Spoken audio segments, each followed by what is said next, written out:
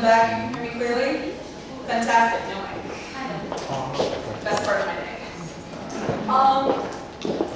So my name is Amalia Rubin. I am a master's degree student at the University of Washington at the Jackson School of International Studies and also the Evans School of International Development. Before I start, I would like to express my gratitude to the American Center for Mongolian Studies, not only for hosting this talk, but also for making sure that I was not completely stranded throughout the past 3 months in Mongolia, and also because they generously provided the fellowship funds that made this entire thing possible.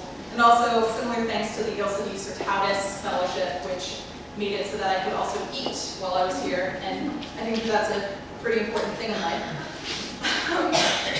So today I'm going to be talking about the revival of shamanism in Ulaanbaatar, Mongolia. And the thing is, this actually is not the majority of my thesis research. My thesis is on nationalism and involuntary religious revivals, but I primarily concentrate on the epic of King Gesar and its practice in Tibet, referred to as Gesar Khan in Mongolia, and I concentrate on the trans-recitation and the shamanic practices of Gesar in Tibet. So I kind of got into shamanism research by accident. I was presenting on Gesar last summer here in Mongolia at a Tibetan Studies conference, and it turns out that the friend who I was staying with, his sister is a shaman, and so my first night in Mongolia, he had a party with some of his friends, and it turned out that 2 of those friends were shamans. And if any of you know shamans, you know that once you know one, you know like 30. And so it basically just fell into my lap, and over winter break, when I was running away from my master's degree and came to Mongolia, I ended up staying with the family where the father is a shaman, and this just opened up a lot of doors of trust, and I realized it was the perfect comparison to my research, and that's basically how I got into shamanism. So I want to start off with a video. As most of you know, most shamanic ceremonies will not be videotaped. However, this is possibly the cutest video I've ever seen. The young man on the right-hand side is a shaman. He's not formally shamanizing in this video, but like every child everywhere, the 2-year-old is doing the local equivalent of playing house, and he's imitating what he's seen his dad do.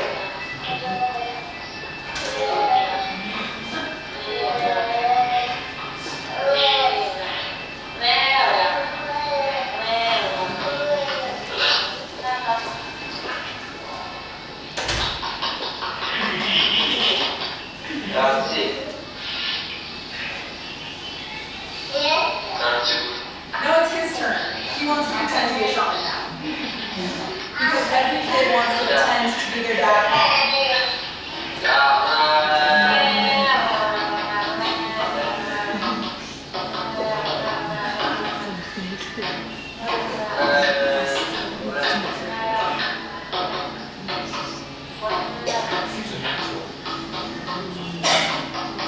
He's really good at this too. We have high hopes for him in the future.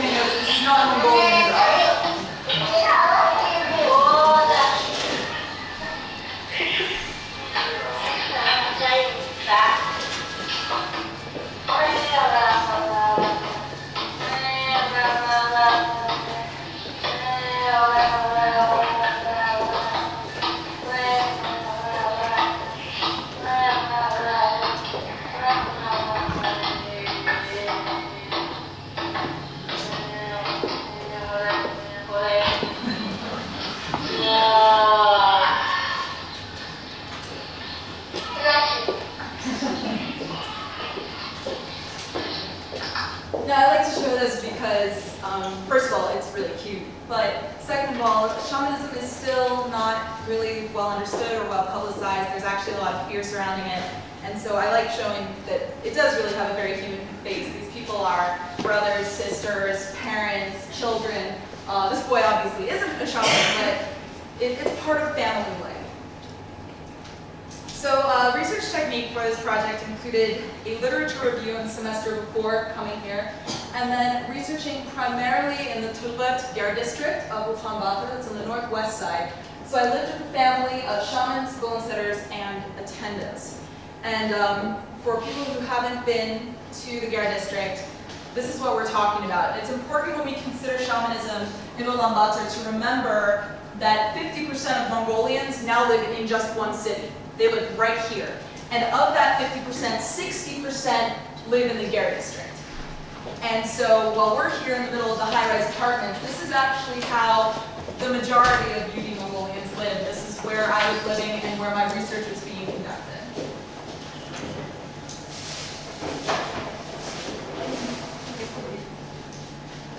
I definitely faced a lot of challenges when trying to do this. First of all, shamanism is not an organized religion. There's no way to fully summarize shamanism, sorry. In the quote of one shaman teacher I met, "I've been a shaman for years and even I can't summarize it." There's also no objective, correct form of shamanism. It often depends on what the spirits tell a shaman. So what might be very important to one shaman might be completely unimportant to another. And it's not that one is right and one is wrong, it's that they just have had different input from their spirits. So when I talk about things being done in a certain way, I don't want people to think that this is a generalization of all shamanism. And if you've seen the complete opposite, it doesn't mean that either is wrong, it just means that you have two different situations going on. There's also a lot of secrecy. A lot of shamans do not go public about the fact that they are shamans. They're worried about reaction from family, friends, work, and this created a selection bias because being that I was only here for 3 months, I could choose to do a basic overview of lots of shamans, or I could work with people who knew people, create a selection bias, but go extremely in depth. So I chose to do that, and please realize that therefore virtually all of the shamans I spoke to know each other. There were a lot of simple challenges as well. I'm not fluent in Mongolian. There were a lot of language issues, not just with learning Mongolian, but the language that's used during ceremonies is actually significantly different from standard Mongolian. There are a lot of cultural intricacies, and a lot of times, especially if you're living with shamans, it's a bit less forgiving if you make a faux pas than it would be just in general Mongolian society, because there's such an emphasis on culture. And then there were physical challenges. I sprained my ankle 3 weeks into the trip and could no longer sit in the appropriate manner that you're supposed to sit when you're talking to a spirit. And so I had to explain every time I sat down, I'm not trying to offend you, I have a fractured ankle. Other physical challenges included going from a person who has never drunk alcohol for the first 26 years of their life to being able to make it through a ceremony without collapsing. So I don't claim to represent shamanism. I don't want this talk to be viewed as a representation of shamanism, but rather a series of snapshots of what modern shamanism is like in one part of Ulaanbaatar. And I'd like to start with a quote by Terry Pratchett, which I think really accurately summarizes the views of many Mongolians about spirits. It's from Rubin. "Wizards don't believe in gods in the same way most people don't find it necessary to believe in, say, tables. They know they're there. They know they're there for a purpose. They'd probably agree that they have a place in a well-organized universe, but they wouldn't see the point in believing." And I found this view, if you replace wizards with Mongolians and gods with spirits, to be very prevalent overall in Mongolia, where you meet a lot of people who say, "Oh, I'm agnostic." But then you talk to them a little bit further and they'll say, "No, well, I believe in Pinga. I believe in the spirits," but it's not believing in the same way it would be with dogmatic religion.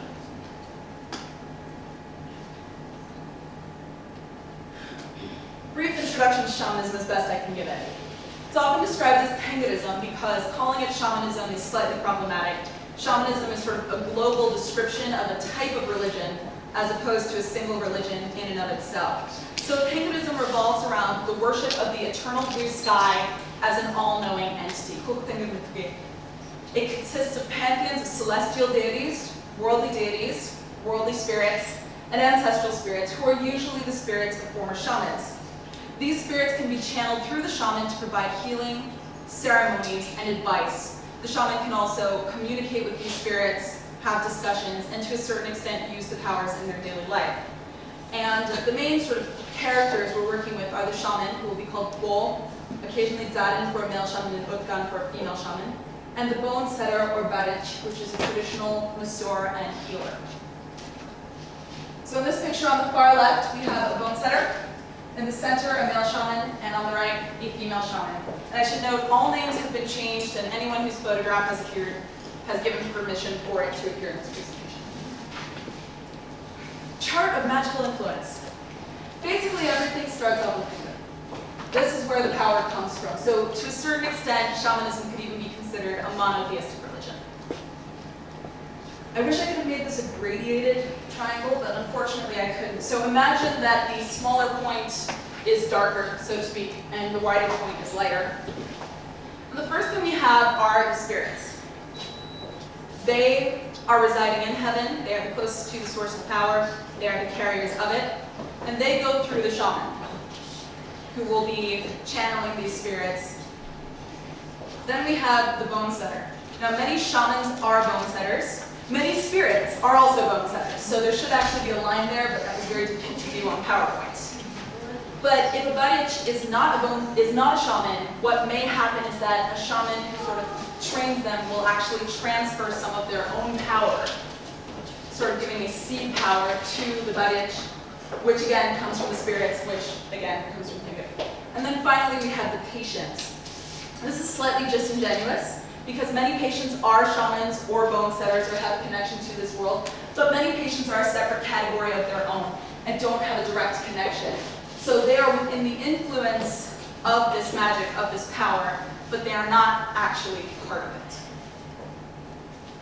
And if I'm wrong on this, please feel free to correct me afterwards. Again, this is just a portrait of a shaman, a bone setter, and the shamaness out in the countryside for a ceremony. So shamanism in formal society has always been a bit of an issue, and this isn't just Mongolian shamanism. In almost any situation where you have a formal government, shamanism is put down very, very quickly because it is uncontrollable. So, for example, history implies that Genghis Khan was a follower of shamanism. But at the same time, once he had established his government strongly, his council of shamans was put to death. And we see this again and again all over the world. Whenever a government comes in strong, shamanism tends to be put down very quickly and replaced with a controllable and organized religion. So Buddhism and shamanism have been opposites of each other in this case. Buddhism has been the state religion under both Han and Qing dynasty and used as a form of control. It also had an influence during the Soviet period, but I'll get to that. Shamanism is seen as a forest religion, a countryside religion, feral, wild, and uncontrollable, while Buddhism is the city religion, which is tame. So the state has spent a lot of time, both in the past and in the present, trying to discredit shamans and to a certain extent persecute them. And this has included registries of shamans in the past, the outright murder of shamans in the past, and I heard from some shamans I spoke to as well as some young people, but I have not been able to confirm this, that the current president, who is Buddhist, wants to deal with the issue of fake and for-profit shamans by creating a sort of test of legitimacy or a registry. But a lot of people who believe in shamans are very concerned about the idea of a Buddhist in power deciding which shamans are considered legitimate, and are worried that this could lead to further persecution. Shamanism during the Soviet period was banned especially harshly. Religion was banned in general, but Buddhism got a bit of a free pass because, again, Buddhism could be controlled. I spoke to many shamans who had lived through the Soviet period, and they said that during that period, a lot of shamans actually converted to being Buddhist monks so that they could continue a practice or communication with their spirits by virtue of having ceremonies, but being Buddhist was sort of okay, and being a shaman wasn't. Secret initiations still took place, and sometimes the tools of the trade were shifted. So Peterson, who wrote the book Not Quite Shamans, speaks about the shift from the drum to the mouth harp, which is small, can fit in your pocket, is relatively quiet, and is part of folk music, so it can be easily hidden if you were conducting a ceremony. And so shamanism I already covered. There was also the destruction of genealogies during the Soviet period. This is very well covered, if anyone's interested, by Nagtsadorj in her book, Tragic Spirits. And there was a history of written genealogies in Mongolia, and many of these were just burned during the Soviet period. The result was a disconnect from families' origin spirits, because now they only knew about 4 generations back, when previously they might know 10 or even 15. And one case that Ulaanbaatar describes is a man who she calls Dorje, who goes to a shaman trying to figure out why he's having so many misfortunes in his life.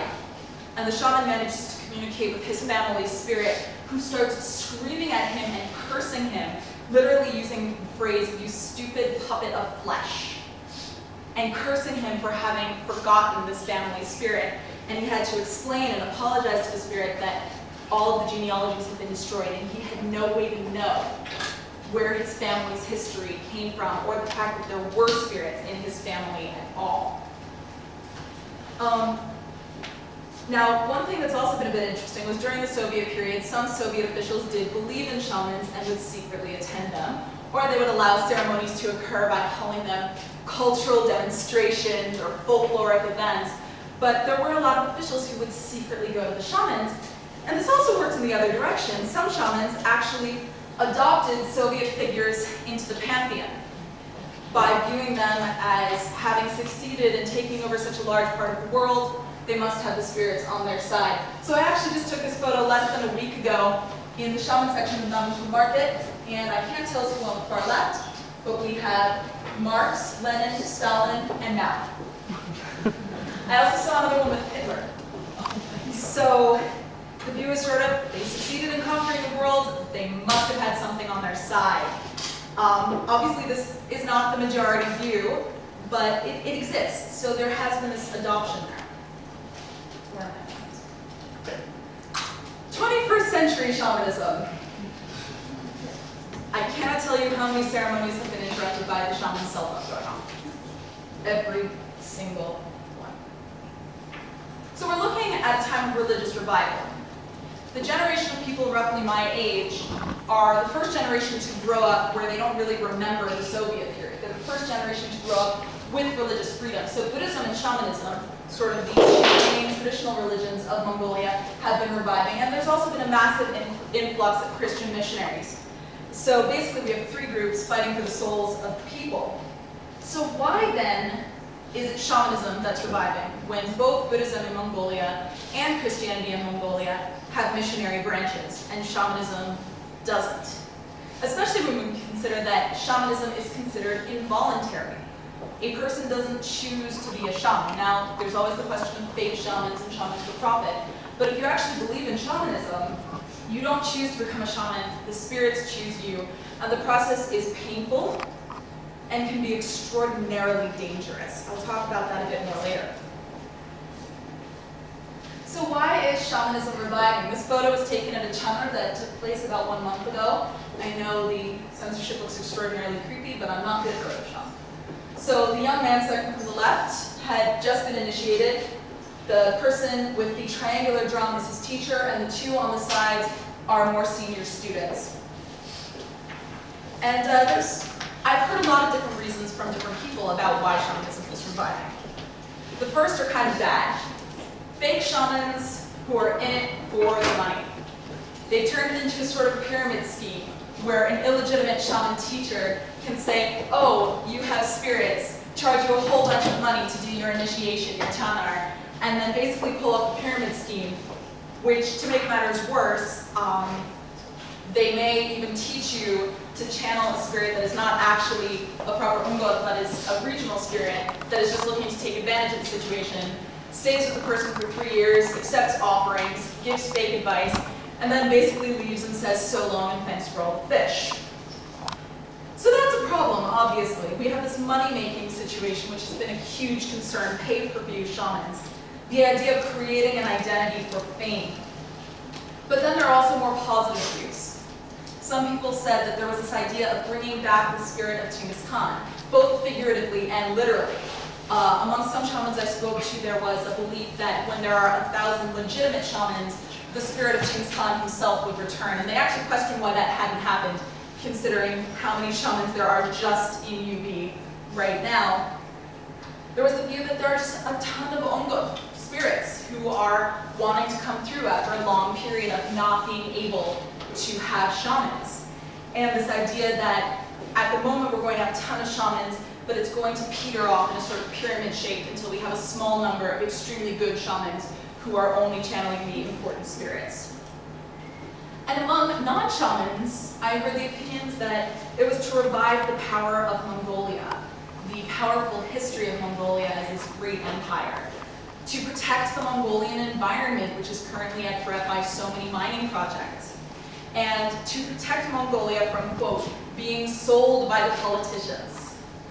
And by having spirits on their side as opposed to corruptible politicians, they had something a bit better. There was also the issue of shamanism and nationalism. Shamanism is considered by Mongolians to be the indigenous faith of Mongolia. And insofar as we can historically tell, it is. It was the faith of Genghis Khan. When you attend a shamanic ceremony, you have to switch your language and your customs to the customs of the ceremony. Even the way you say thank you, the way you say hello, the way you say excuse me, changes to this more traditional format. The customs, and this is part of the challenge of doing this research, the customs are the older, more traditional customs, and they are far less forgiving. It has to do with the idea of this revival of traditional customs. One shaman I spoke to said the first thing he does with the students is reteach them how to speak Mongolian.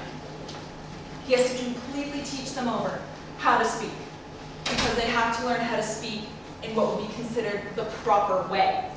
And there's a lot of guilt over the idea of the loss of customs. I remember being at one ceremony with my translator, and the shaman who was channeling a spirit congratulated me on working so hard to try and learn Mongolian culture, even though I was stumbling over my Mongolian, and then started yelling at my translator, saying, but look at all of you young men who don't even know the basics of your Mongolian culture, and really shaming him for it. So a lot of this idea of shamanism comes with this idea of reviving the ancient, the strict, and the very traditional set of Mongolian customs. So here's a question. When you have 50% of Mongolians living in UB, how do you shamanize in a city? The one thing I'd like you to notice about this picture is the wallpaper. Can anyone tell me what that is? Winnie the Pooh. You're close. It's teddy bears playing soccer. Because he's shamanizing in his house. When I spoke to shamans about this, I got a lot of opinions and different views, but one very common one was that it was okay to shamanize in the Ger district, but not okay to shamanize in the center of the city. Because if you lived in the center of the city, you lived in an apartment. The shaman in this picture told me his mother lives in an apartment in the center of the city, on the second floor, and he had tried to shamanize there for her once. And initially the spirit refused to come, and when the spirit finally came, it said, I will not come here, I will not be here where other people's feet are above my head. Because the apartment was an 11-story building, and it was on the second floor. But shamanizing in a house in the Ger district, there is no basement, so you're immediately touching the earth. There is usually no second floor, so you're immediately connected to the sky, and as he told me, if there's a problem, you can actually just go out into the yard, sit on the ground, under the stars, and shamanize. And many shamans in the Ger district, like most people in the Ger district, have a ger in their front yard, which may be devoted entirely to shamanic practice. You can see the teddy bear slightly more clearly in this photo. It's next to the Barbie doll stickers, which you cannot see. However, you still go out to the countryside for initiations and chanars, but the definition of going to the countryside can be pretty flexible.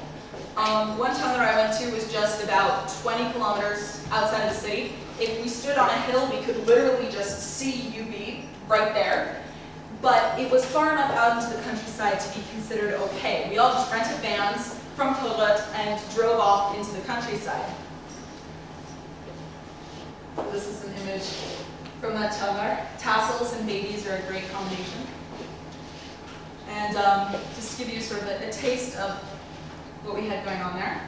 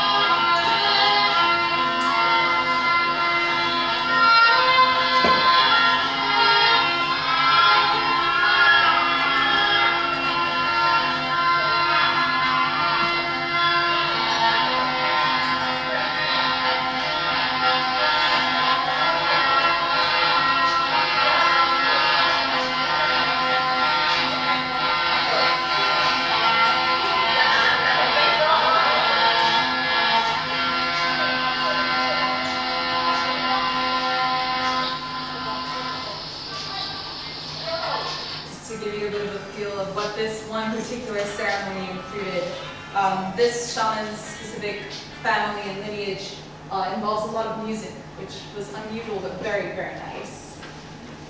So at this point, what I want to do, since it's really, as I mentioned, impossible to summarize shamanism, is to give some profiles of some different people who are shamans or involved in the world of shamanism. I met Rantha through another shaman. The previous night's ritual had gone extremely late, and the morning was a very unpleasant one. My throat was sore from vomiting, the world was dangerously unstable under my feet, and I'm pretty sure that my head was occupied by a tiny person carrying a hammer.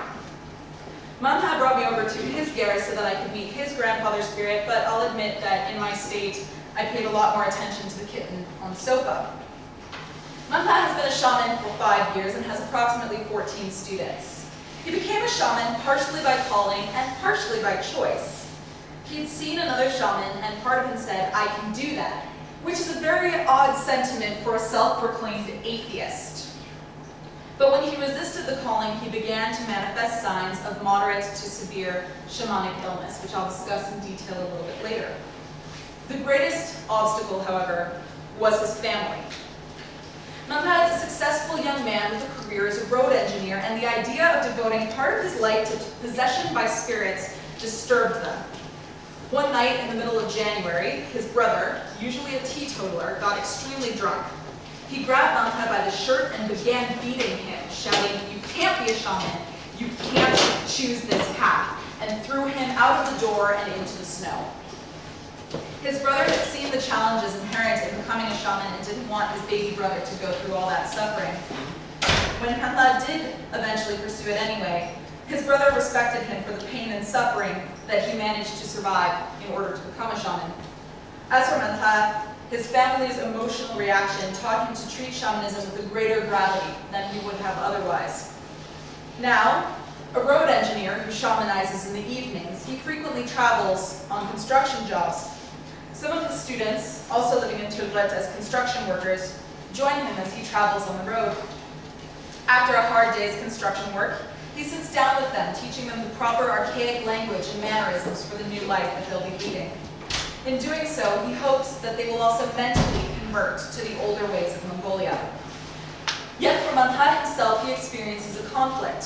As a road engineer, he looks to Mongolia's physical development as a route for economic success for the country. He believes in the mining projects and hopes to see many Mongolians lifted from poverty and the entire country raised on the world stage. His spirits, however, disagree with what they view as an environmental disaster. As a road engineer and a shaman, as a young man and a teacher of 14 disciples, he isn't sure which direction he will have to choose.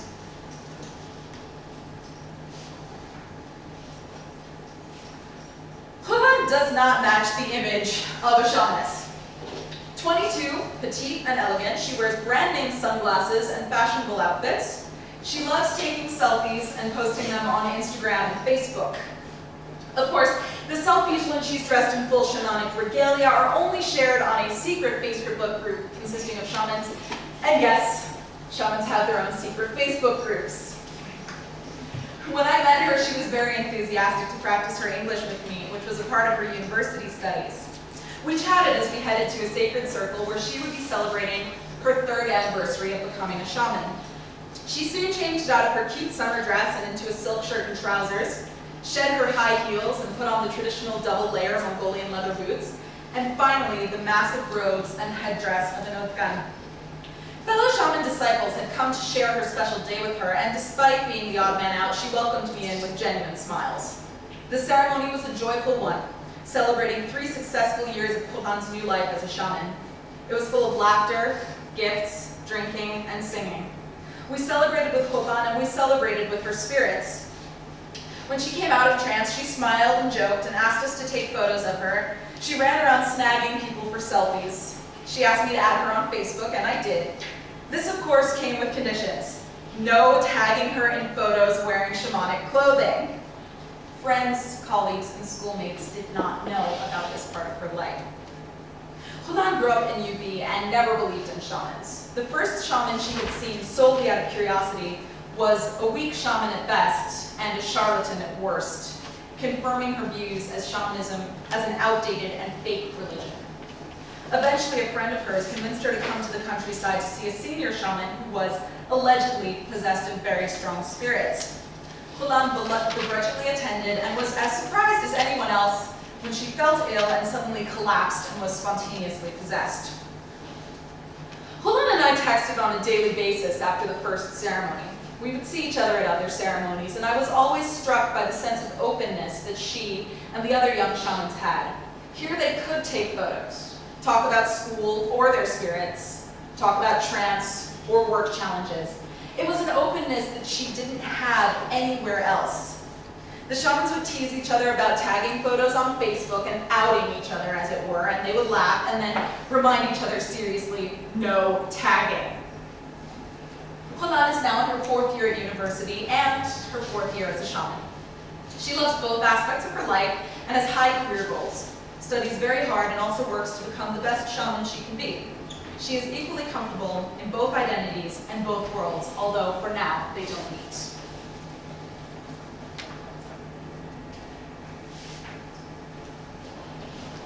Then the new initiate, Damba. Now an initiation is called a Chandar, so if I forget to say that, now you know.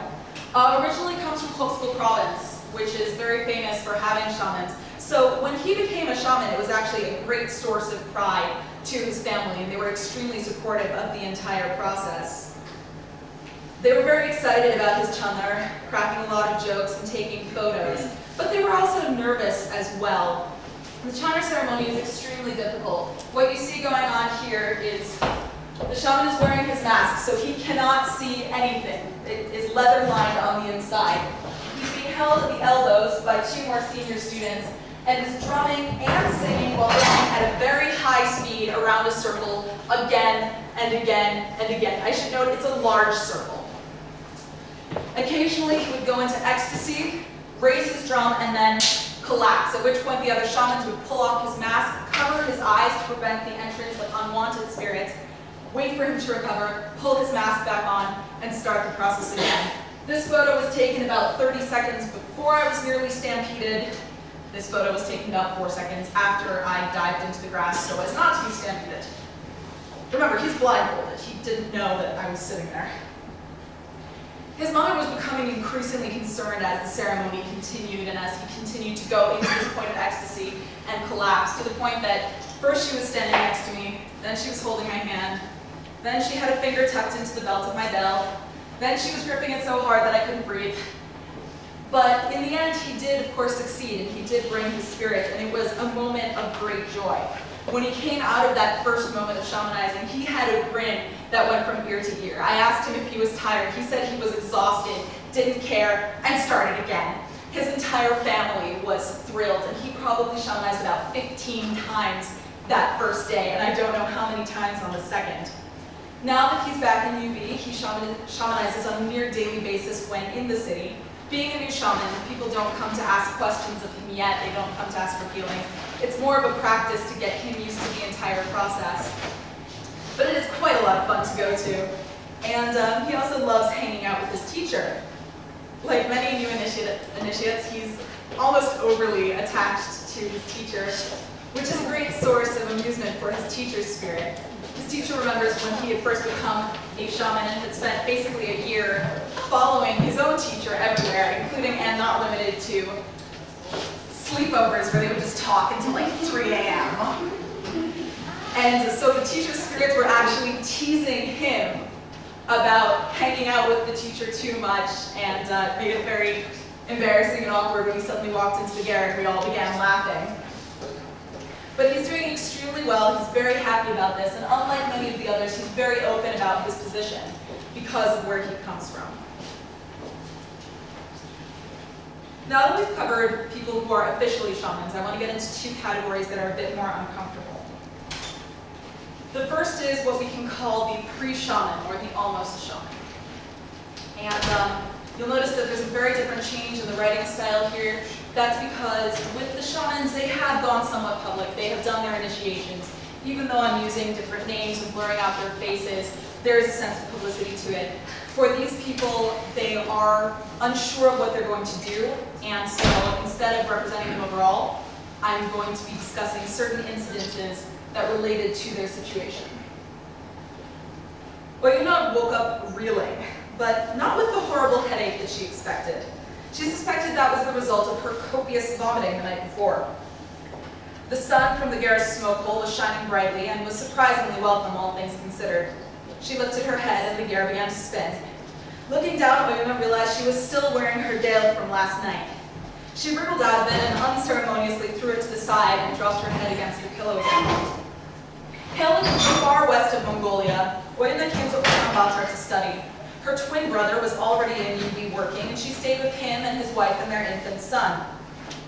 She struggled with the city, enjoying its pleasures, but fearing the tight streets and desperately missing her mother and father. Her accent marked her as different, and for someone who had already been different since childhood, she felt extremely isolated.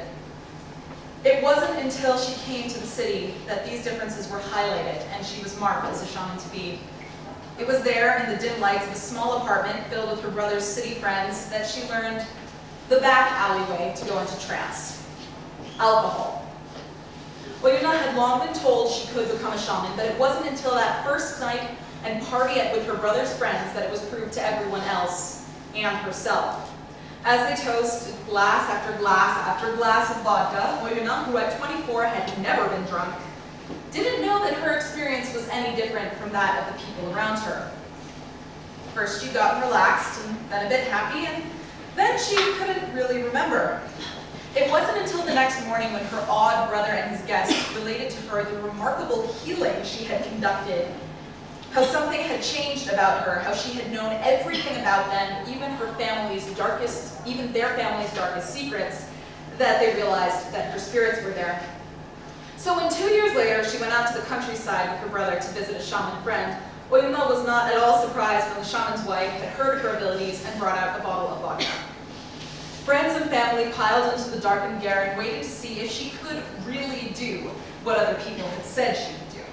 The shaman laughed, saying that he had been skeptical once and they should just watch and see. Vodka was placed in front of her. She drank, then drank again. They asked if she was ready. She said no. She drank more. Things were getting a bit murky now. She was feeling more relaxed, definitely drunk, but then she felt it, that something different. She couldn't describe it even to herself, but something had changed, something loosened. Oyuna turned to the man across from her, a friend of the shaman and her first patient of the night, and said, "Okay, I'm ready." She reached out and took his forearm in her hands, and then was standing out in the field 300 meters away from the garret. 2 hours later. Her brother rubbed her back as she vomited again and again under the clear starry sky. She didn't know how she'd gotten there, or how much time had passed, or what had happened, but she was used to this by now. The alcohol burned as it returned back up her throat, and she couldn't stop shivering. Finally, Oyuna collapsed on the ground, sobbing, switching into the dialect of her childhood, as she clung to her twin brother, simultaneously hugging him and slapping him away for giving her the alcohol in the first place. She cried that she couldn't do it. She couldn't be a shaman, it was just too hard. He held her, his baby sister, by only a few minutes, as she lay, sobbing, on the dewy country grass. Oyuna woke up reeling.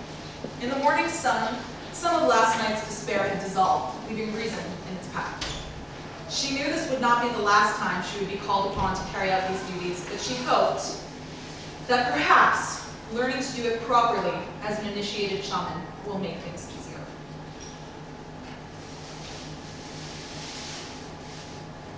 And now the unintentional situation. This is when we're going to talk a bit about shaman sickness. Now, I've mentioned this a few times before. This is usually the first sign that a person is a shaman. It is a sickness which cannot be diagnosed. The person may go to the doctor or the hospital and will be told that everything is completely fine. It may be psychological, it may be physical, it may be a stream of bad luck. It's usually a combination of all three. I've heard of cases of blinding, debilitating headaches. One young woman described the feeling of pain throughout her body as if she was being stabbed with a knife, but no doctor, no neurologist could find anything wrong. The case that I'm going to talk about right now, when I described it to my father, a former EMT, he suspects that if we were looking at it from a Western medical standpoint, it would be considered a petit mal seizure. But Actually, seizures are considered a very common form of shamanic sickness. It was time to end shamanizing and wrap things up for the day. The Mordenchor players started playing and the teacher began drumming. He finished shamanizing and dropped his drum, but the Mordenchor players needed to finish their song. Suddenly, we heard a crack. We looked up. Alha was collapsed, doubled over, breathing in an unearthly manner. His hand was in a death grip, holding the now shattered bow. The Mordenchors were moved away, and the shaman came over and began slapping him on the back with the tassels of his headdress. Toshik, another shamanist, told me that this was just one form of shaman sickness. He was possessed, but not within his control. His breathing and movements were animalistic. He kept gripping and tearing the grass from the ground. After a few moments of hitting him on the back, he seemed to come to. He stumbled his way out of the circle and towards the picnic area to spend some time alone after what was presumably a traumatic experience. A few friends came to join me. The teacher asked me if I was scared, and I explained that I was concerned, but not scared. I'd seen this sort of thing before as a teenager in Thailand. The teacher was relaxed and talking to me when suddenly we heard a commotion. People were shouting for the teacher again. He jumped up and ran over because Angha was back in trance. It was taking 3 full-grown men to try and restrain him. His movements were so strong. I was prepared to jump in and help if necessary, which nearly happened twice. Kulan and the teacher were both trying everything to get the spirit out, but it wasn't working. The teacher rushed back into the circle to start shamanizing, hoping that his spirit could directly intervene. At this point, Angha briefly snapped out of it. He demanded his shirt be removed. He was sweating and in pain. He was crying, screaming the teacher's name, and we assured him that the teacher was shamanizing and would come to help. Angha was struggling for control and collapsed, sobbing. He soon lost control again, and the spirit was back. There was literally a massive circle of dirt around him, about 2 feet wide on all sides, where Angha, in trance, had ripped the thick grass and flowers out of the ground. His grip as he tore the long wild grass from the earth was so violent that, as we found out later, he broke his thumb in the process. The men tackled him again, and when the spirit briefly left and Angha collapsed for a minute, 3 men grabbed him, picked up his limp body, and ran it into the circle. The teacher was shamanizing, and whose grandfather's spirit was present. Angha was blindfolded and put in front of him. The spirit would not calm down enough to be cooperative, and grandfather and the attendant had to whip him several times. I cringed as scarlet lines appeared across his already beaten back. Finally, they were able to seat him on cushions. Grandfather tried to talk to Angha's spirit, who up until now had only been making animalistic grunts and growls. He began to talk in an angry and unearthly voice. Angha's parents, devout Gelugpa Buddhists, have a hatred towards shamanism and refuse to propitiate the family's spirit. They have even threatened to disown Angha if he chooses to become a shaman. For 3 years, Angha has been afflicted by this spirit that will come very violently to demand attention. Grandfather was able to talk to the spirit and seemed to be scolding him. I couldn't really tell. I was too transfixed by the situation to ask for a translation. After a long conversation, Angha's spirit was given a drum, made a few more demands before he left, and drummed himself out, leaving Angha collapsed on his back in the circle, sobbing. After a few moments of trying to recover, the teacher and Kulan comforting him, he ran out of the circle and into a quiet area of grass to cry on his own. I helped clean up some of the sacred items in the circle, and Angha's friends came over and brought him his shirt and jacket. The teacher coaxed him over to the picnic area to sit and talk. The poor man was sobbing uncontrollably, cursing his situation and misfortune. Kulan joined the teacher as someone who had also experienced unplanned shamanizing. We left them alone for a while. When he calmed down, I went over and talked with him. He was red-eyed, but seemed much better. I asked if he was okay and massaged his hand, which was still stiff from the spirit's grip. We even got him to laugh a bit. We joked around a little. He apologized to me for the spectacle he had created, and I laughed and asked what he was apologizing for. I showed him a video of unintentional trance in Thailand and said that I'd seen this before, wasn't scared, and it was really okay. We were more worried about him. We finally started to get a few smiles out of him. Then he looked up and said in English, "What the fuck?" And we all started laughing, and I said, "Yes, exactly. What the fuck?" I promise it's the end cursing for this. lot of challenges. Trying to live a modern life while being fated to follow rules so old that many young Mongolians don't even know them, and some of them are possibly historically imagined or just created by spirits that a family hasn't communicated with in nearly 100 years. It's a religion that's viewed by many to be backwards or illegitimate. Shamanism is trying to legitimize itself, but some of the people who do that are then viewed as illegitimate by other shamans who don't want to see a religion that is not an organized religion get organized and form associations and feel that that's not possible. There's the struggle between issues like economic success through mining and the environmental protection that the spirits want to see for their homeland. And to quote a Tuvan woman I spoke to, who's supposed to be fated to become a shaman, but doesn't speak Tuvan, the language of her spirits, and doesn't know if she wants to do it, the hardest part is living two lives, one in modern UB and one in ancient history. Thank you very much for your attention. I welcome any questions, and if you would like additional information, I highly recommend these 3 books, Tribes of Spirits, Not Quite Shamans, and Shamans and Elders. There are plenty more, but these are my top 3 choices. And of course, you can feel free to email me directly, but I would love to open the floor to questions. So thank you all.